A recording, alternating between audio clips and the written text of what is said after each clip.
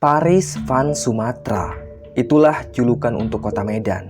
Banyaknya gedung-gedung peninggalan Belanda yang bergaya Eropa membuat kota Medan dijuluki sebagai Parisnya Pulau Sumatera.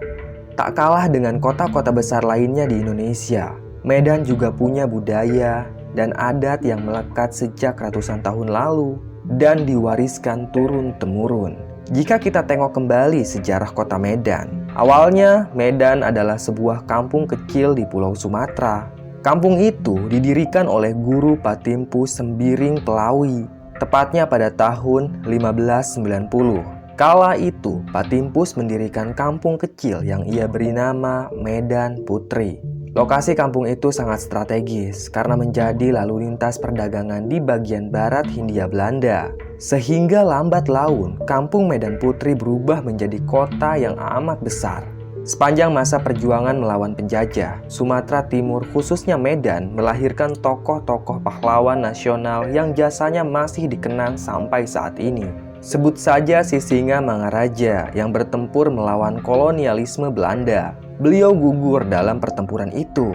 Sisinga Mangaraja pun dinobatkan sebagai salah satu pahlawan nasional. Namanya sangat dikenal oleh masyarakat Medan. Lalu ada Letjen Jamin Ginting. Pahlawan ini merupakan suku Karo. Beliau adalah pejuang kemerdekaan yang menentang pemerintahan Hindia Belanda di tanah Karo. Lalu ada lagi pahlawan yang paling dikenal, yaitu Jenderal Abdul Haris Nasution. Beliau menjadi salah satu sasaran dalam pembantaian gerakan 30 September, atau yang biasa kita kenal G30 SPKI. Beliau juga pernah menjabat sebagai Menteri Pertahanan Republik Indonesia. Selain tentang kepahlawanannya, Medan juga punya kisah menarik tentang premanisme yang ada di kota tersebut. Sebenarnya, sepak terjang preman di kota Medan sudah ada sejak zaman kolonial Belanda, tepatnya di awal abad 20. Orang-orang Belanda menyebut mereka sebagai freeman, yang berarti manusia bebas. Kemudian, kata itu diplesetkan dalam bahasa Indonesia menjadi preman. Kala itu, preman kebanyakan berasal dari kuli non-kontrak atau tenaga harian lepas yang dipekerjakan oleh orang-orang Belanda di perkebunan tembakau Delhi. Mereka dibayar harian. Namun, para preman itu malah menyusahkan tuan kebun. Para preman kala itu seringkali menjadi pelindung bagi kuli kontrak yang berasal dari Jawa, Tiongkok, dan India. Memang, orang-orang Belanda suka menyiksa para kuli jika mereka melakukan kesalahan, walaupun kesalahannya kecil. Dan disinilah preman membela para kuli kontrak itu, hingga tak jarang terjadi perkelahian antara preman dan tuan kebun. Sepak terjang preman ternama di kota Medan berawal dari zaman revolusi. Saat itu, Jepang kalah dan sekutu ingin merebut kembali kota Medan. Suasana Medan saat itu sangat rawan karena koordinasi antara pemerintah pusat dan daerah masih kacau. Rakyat tidak lagi mempedulikan kekuasaan Jepang. Mereka juga tak peduli akan kedatangan sekutu yang mengambil alih kekuasaan. Tindak kriminal akhirnya terjadi di seluruh penjuru kota. Dan salah satu preman yang terkenal di zaman revolusi adalah Ahmad Boyan. Dia berasal dari kampung Boyan yang terletak di Jalan Amaliun. Kekuasaan Ahmad Boyan berbasis di Tebung. Reputasinya sebagai pelaku kriminal sudah dikenal sejak zaman Jepang. Baik, dan kali ini Mbah mau cerita perjalanan Ahmad Boyan yang sangat tersohor itu. Tanpa banyak basa-basi lagi, langsung aja kita simak ceritanya. Medan, 1943. Hampir genap setahun pemerintahan Belanda runtuh. Kini, Hindia Belanda dikuasai sepenuhnya oleh kolonial Jepang. Para tentara Jepang menyebar secara masif ke berbagai wilayah di Indonesia, termasuk Medan. Di kota itu, tentara Jepang membangun pangkalan militer dan menempati rumah-rumah mewah bekas tuan Belanda. Bagi kalangan pribumi, tentara Jepang itu biasa disebut sebagai Nippon. Rakyat menyambut kedatangan Jepang karena mereka menganggap kalau Jepang ini adalah saudara tua yang datang untuk menolong Indonesia dari cengkeraman Belanda. Namun yang terjadi malah sebaliknya. Jepang ternyata lebih kejam ketimbang Belanda. Mereka bukan hanya memeras sumber daya alam, tapi juga memperlakukan pribumi secara tidak manusiawi. Banyak rakyat yang dipaksa untuk kerja rodi, hingga akhirnya mereka tewas satu persatu. Kota Medan saat itu sangat kacau. Banyak warga yang bersembunyi di hutan untuk berlindung dari tentara Jepang. Banyak wilayah yang sepi seperti kota hantu. Seperti halnya Pasar Tebung yang biasanya ramai, kini sepi melompong. Udara di sana pengap dan panas. Bau mesiu menguar di mana-mana. Gerobak-gerobak pedagang terbengkalai dan berdebu. Petokoan juga sudah lama tutup. Hanya ada mobil militer Jepang yang sesekali melintas di pasar tersebut. Mereka membawa senjata laras panjang sambil terus memperhatikan sekitar. Para tentara Jepang tidak menyadari kalau di pasar yang sepi itu ada seorang lelaki berbadan kurus kering sedang bersembunyi di balik gerobak rombeng. Dia adalah Ahmad Boyan. Pakaiannya kumal kecoklatan sehingga dia bisa dengan mudah berkamuflase dengan sekitarnya. Dari celah gerobak itu, Ahmad Boyan mengintip iring-iringan tentara Jepang. Tadi malam, tempat persembunyian warga diobrak-abrik oleh tentara Jepang. Mereka menculik lelaki dewasa dan remaja untuk dijadikan pekerja paksa. Ahmad Boyan sempat tertangkap, tapi dengan kecerdikannya, dia berhasil kabur. Kemudian, siang ini Ahmad Boyan mendatangi Pasar Tembung yang sepi. Dia akan mendatangi teman lamanya yang sekarang bersembunyi di sudut pasar. Setelah iring-iringan tentara Jepang itu melintas, segera Ahmad Boyan berjalan perlahan sambil terus membungkuk. Dia menyusuri jalanan sempit di pasar tersebut, melewati toko demi toko yang sudah usang. Ahmad Boyan pun berhenti sejenak. Dia melihat ada sepotong roti yang tergeletak di atas tanah. Segera Ahmad Boyan mengambilnya, dan dengan terburu-buru ia memakan roti tersebut. Kemudian tiba-tiba saja Ahmad Boyan mendengar langkah kaki seseorang yang mendekat. Ia pun panik dan lari ke pojokan untuk bersembunyi. Ternyata gerombolan itu adalah tentara Jepang yang sedang berpatroli. Setelah tentara itu pergi, Ahmad Boyan pun keluar dari persembunyiannya. Ia berjalan kembali menyusuri pasar, mencari toko yang menjadi tempat persembunyian temannya. Selang beberapa saat, Ahmad Boyan berhenti di sebuah toko yang di atasnya ada aksara Mandarin. Perlahan ia mengetuk toko itu. "Johan, ini aku Ahmad," ucap Ahmad Boyan dengan suara yang kecil. Sesekali ia menoleh kiri kanan untuk memastikan kalau tidak ada tentara Jepang yang melihatnya. Pintu toko itu perlahan terbuka. Tampak kepala seorang lelaki nongol dari pintu tersebut. "Ayo masuk," ucap Johan. Buru-buru Ahmad masuk ke dalam toko itu. Ternyata bukan hanya Johan saja yang sembunyi di sana. Ada 2 orang lelaki lainnya yang ikut bersembunyi. "Mau apa kau kesini? Dan dari mana kau tahu tempat persembunyianku?" tanya Johan sambil mengerutkan keningnya. Postur tubuh Johan lebih tinggi dari Ahmad Boyan, tapi mereka berdua sama-sama kurus. "Ada kawan dari kampung yang memberitahuku," ucap Ahmad Boyan. "Heh Johan, aku benar-benar muak pada para Nippon itu. Mereka menculik semua lelaki untuk dijadikan kerja paksa," ucap Ahmad Boyan. "Sama Mat, aku juga muak. Mereka itu pembohong. Katanya kita mau dikasih kerjaan di pabrik dan digaji. Tapi nyatanya orang-orang malah dijadikan pekerja paksa sampai mereka tewas," timpal Johan. "Ngomong-ngomong, aku punya rencana malam ini. Kau harus ikut denganku ya," kata Ahmad Boyan. "Rencana apa?" tanya Johan. "Merampok rumah orang-orang Nippon," timpal Ahmad Boyan. "Heh, udah gila kau ya? Kalau ketahuan, mereka pasti ngebunuh kita."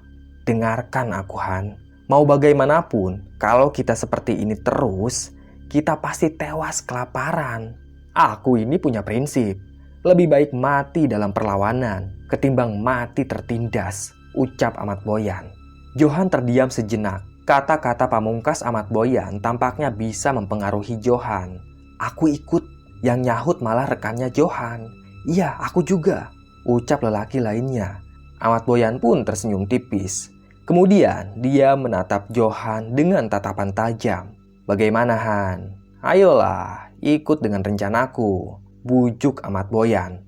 "Baiklah, lebih baik mati dalam perlawanan," desis Johan. Doktrin Ahmad Boyan sudah mempengaruhi isi kepala Johan. Malam pun tiba. mereka bersiap untuk merampok rumah salah satu petinggi tentara Jepang. Sebenarnya, rumah itu dulunya ditempati oleh tuan-tuan Belanda. Tak ada yang tahu bagaimana nasib para tuan Belanda itu. Pastilah tentara Jepang sudah menghabisi mereka semua. Tengah malam, komplotan Ahmad Boyan menyusuri jalanan yang sepi. Mereka berjalan perlahan sambil membungkuk. Ahmad Boyanlah yang memimpin aksi itu. Setibanya di gerbang rumah, mereka pun bersembunyi di balik tembok. Ahmad Boyan mengintip perlahan. Tampaklah 2 orang tentara Jepang sedang berjaga di gerbang itu. Situasinya tidak aman. Akhirnya mereka putar arah, mencari celah untuk masuk ke halaman rumah tersebut. Gerbang di belakang rumah ternyata tidak dijaga, tapi digembok dengan sangat rapat. Lalu Ahmad Boyan mengeluarkan sebuah kawat dari kantong celananya. Dia memang pandai membobol gembok. Tak butuh waktu lama bagi Ahmad Boyan untuk membuka gembok itu. Satu persatu mereka pun masuk ke halaman belakang rumah tersebut. Dan tiba-tiba saja terdengar suara orang-orang yang sedang berbicara menggunakan bahasa Jepang. Juga terdengar deru mobil militer yang hendak melintas. Buru-buru komplotan Ahmad Boyan tiarap.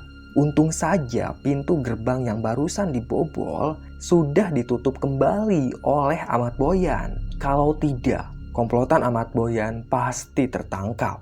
Setelah tentara Jepang melintas, komplotan Ahmad Boyan pun merayap mendekati pintu belakang rumah. Ahmad kembali memasukkan kawat ke dalam lubang pintu itu. Dan dalam hitungan detik saja terdengar suara cekrek menandakan kalau pintu itu sudah berhasil dibobol. Satu persatu mereka pun masuk ke dalam rumah orang Jepang itu. Suasana di dalam tampak remang. Pasti penghuni rumah sudah tidur. Ahmad Boyan menyuruh rekan-rekannya untuk menyebar, mencari barang berharga dan makanan. Sementara Ahmad Boyan terus mengendap-endap menyusuri rumah yang amat besar itu. Dia masuk ke dalam sebuah gudang. Di sana ada tumpukan padi. Itu adalah padi hasil rampasan tentara Jepang. Tak mungkin Ahmad Boyan membawa tumpukan padi itu. Dia pun kembali menelusuri ruangan rumah. Lalu Ahmad Boyan melihat sebuah lemari. Ia pun membuka lemari itu. Ada seragam tentara Jepang dan senjata laras panjang. Ahmad Boyan tak butuh senjata. Kemudian dia membuka laci lemari. Dan akhirnya Ahmad Boyan menemukan perhiasan emas. Ia pun tersenyum. Buru-buru Ahmad Boyan mengambil semua perhiasan itu dan memasukkannya ke dalam kantong celana. Selang beberapa saat, komplotan Ahmad Boyan keluar dari rumah tersebut. Aksi mereka malam ini sukses besar. Tak ada satu tentara pun yang memergoki mereka. Keesokan harinya, penghuni rumah itu marah-marah. Ia membentak bawahannya yang semalam berjaga di depan rumah. Kata-kata kasar dalam bahasa Jepang keluar dari mulut lelaki itu. Ia menyuruh bawahannya untuk mencari orang yang telah merampok rumahnya. Sementara itu, Ahmad Boyan dan komplotannya berniat untuk merampok lagi. Kali ini sasarannya adalah hasil bumi yang dirampas oleh para tentara Jepang. Untuk memperlancar aksi itu, Ahmad Boyan merekrut beberapa orang pemuda yang berhasil lolos dari kerja rodi. Para pemuda itu bertubuh kurus. Kelihatan sekali kalau mereka jarang makan. Ahmad Boyan mendoktrin mereka semua. Kita jangan ditindas terus. Ini adalah bentuk perlawanan pada Nippon. Kita sikat gudang mereka.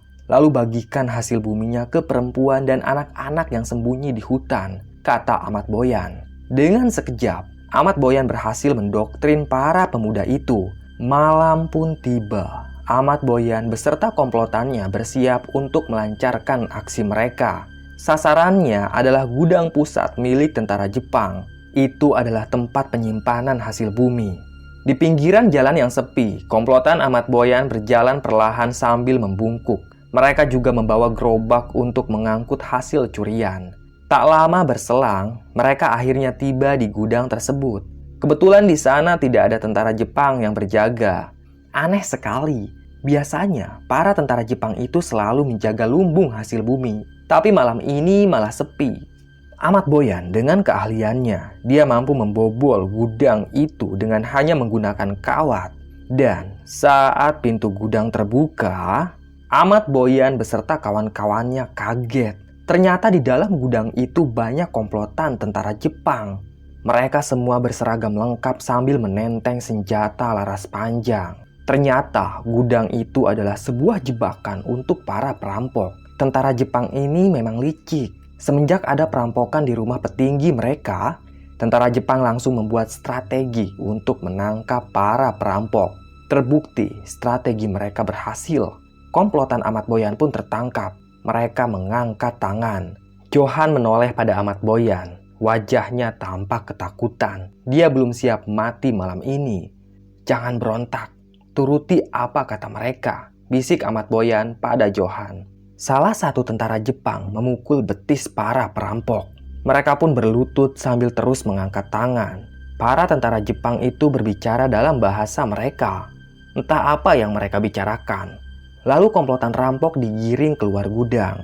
Mereka pun dimasukkan ke dalam mobil truk militer. Perlahan mobil tersebut pergi meninggalkan kawasan gudang. "Kita mau dibawa kemana?" tanya Johan pada Ahmad Boyan. "Aku tak tahu. Pokoknya jangan berontak," ucap Ahmad Boyan. Sementara para pemuda lainnya menampakkan wajah pasrah. Beberapa jam kemudian, akhirnya mereka tiba di sebuah gedung yang amat besar. Gedung itu tampak seperti benteng pertahanan. Ada tulisan berbahasa Belanda pada gerbang bangunan itu. Mobil militer yang membawa komplotan Ahmad Boyan perlahan masuk ke dalam halaman bangunan.